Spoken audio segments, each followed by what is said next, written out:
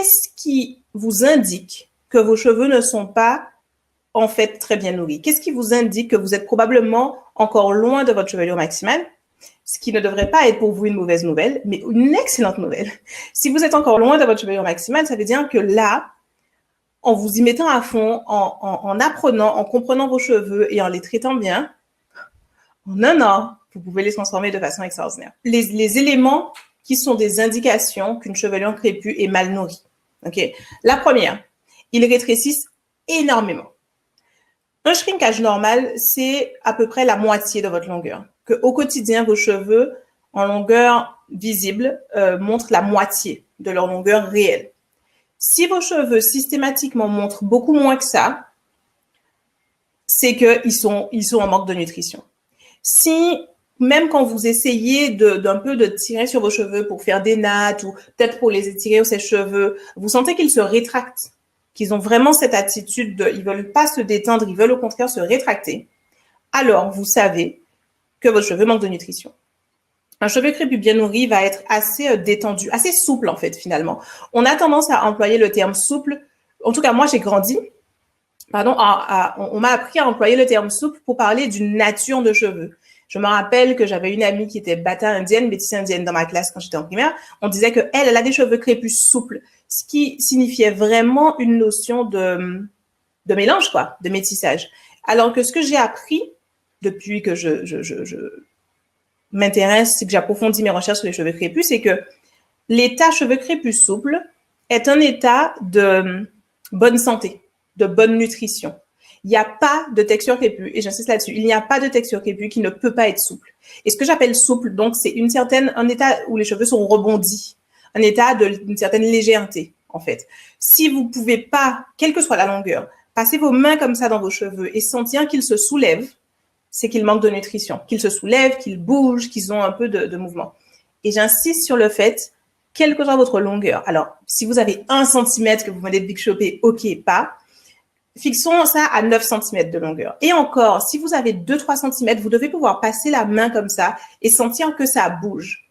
Si ça ne bouge pas, si vos cheveux sont figés un peu, c'est qu'ils sont en manque de nutrition. C'est pas votre nature, c'est pas votre texture, c'est pas votre génétique, c'est un manque de nutrition. Pareil, quand les cheveux s'en mêlent beaucoup, quand on a l'impression d'avoir beaucoup de nœuds, que le démêlage, c'est un vrai casse-tête parce que vraiment, on sent que les cheveux s'en mêlent énormément.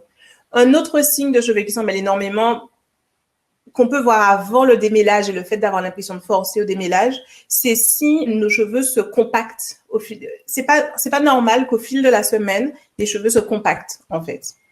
Et si c'est le cas, c'est une preuve que les cheveux manquent de nutrition. Ils sont censés vraiment garder leur légèreté, en fait, au fil du temps. Autre signe que les cheveux sont mal nourris, c'est ce que j'appelle un effet fouillis, visuellement. C'est-à-dire que on regarde les cheveux et on a l'impression, en les regardant, qu'on ne peut pas distinguer de cheveux, justement. On a l'impression de voir une seule masse. Si quand vous regardez vos cheveux dans le miroir, vous avez vraiment l'impression de voir une seule masse, c'est pas normal. C'est que les cheveux, effectivement, manquent de nutrition et ils sont pas dans leur état normal. Ils sont pas dans leur état optimal. Si les cheveux sont rugueux au toucher, et rugueux, pour moi, ça veut dire quelque chose de spécifique. Parce que les cheveux peuvent être secs, sans que ça veuille dire qu'ils manquent de nutrition. Ils peuvent être secs juste parce que vous n'avez pas fait un soin depuis 2 semaines, ils sont devenus secs. C'est pas grave. Rugueux. Et j'insiste là-dessus parce que je me rappelle quand j'étais mes premières années de naturel, mes cheveux étaient souvent rugueux et je trouvais ça normal. Je pensais que c'était normal. À l'époque, j'étais dans une démarche de me dire, je vais essayer d'accepter mes cheveux crépus comme ils sont et ne pas les juger négativement et faire avec. Ce qui était une bonne démarche en soi. Mais du coup, ça m'a mise dans un état d'esprit où j'acceptais de facto des choses que je sais maintenant, on n'a pas besoin d'accepter de facto. Et quand mes cheveux étaient un peu rugueux au toucher, c'est-à-dire tu touches, tu as l'impression que ça... Pas que ça crisse, mais que c'est pas doux, quoi. Il y a une certaine rugosité, même quand le cheveu n'est pas sec, même quand il est hydraté, mais qu'au toucher, on sent une certaine rugosité. C'est un cheveu qui manque de nutrition. Et il faut donc changer des choses. La nutrition, nourrir les cheveux, c'est faire en sorte que pénètrent à l'intérieur des cheveux des nutriments.